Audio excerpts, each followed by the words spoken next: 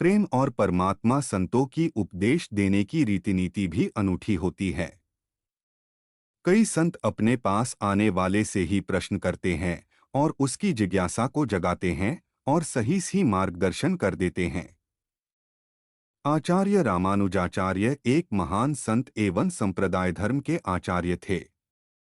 दूर दूर से लोग उनके दर्शन एवं मार्गदर्शन के लिए आते थे। सहज तथा सरल रीति से वे उपदेश देते थे। एक दिन एक युवक उनके पास आया और पैर में वंदना करके बोला, मुझे आपका शिष्य होना है। आप मुझे अपना शिष्य बना लीजिए। रामानुजाचार्य ने कहा, तुझे शिष्य क्यों बनना है? युवक ने कहा, मेरा शिष्य होने का हेतु तो परमात्मा से प्रेम करना है। संत रामानुजाचार्य ने तब कहा, इसका अर्थ है कि तुझे परमात्मा से प्रीति करनी है। परंतु मुझे एक बात बता दे कि क्या तुझे तेरे घर के किसी व्यक्ति से प्रेम है? युवक ने कहा, ना, किसी से भी मुझे प्रेम नहीं। तब फिर संत श्री ने पूछा, तुझे तेरे माता पिता या भाई बहन पर स्नेह आता है क्या? युवक ने नकारते हुए कहा, मुझे किसी पर भी तनिक मात्र भी स्नेह नहीं आता। पूरी दुनिया स्वार्थपरायण है, ये सब मिथ्या मायाजाल है। इसीलिए तो मैं आपकी शरण में आया हूँ। तब संत रामानुज ने कहा, बेटा, मेरा और तेरा कोई मेल नहीं।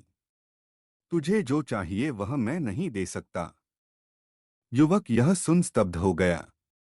उसने कहा, संसार को मिथ्या मानकर मैंने किसी से प्रीति नहीं की, परमात्मा के लिए मैं इधर उधर भटका।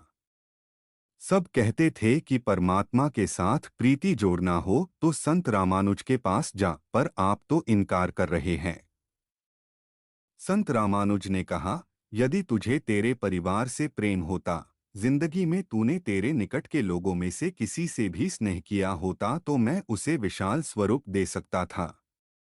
थोड़ा भी प्रेम भाव होता तो मैं उसे ही विशाल बना के परमात्मा के चरणों तक पहुंचा सकता था। छोटे से बीज में से विशाल वटवृक्ष बनता है, परंतु बीज तो होना चाहिए।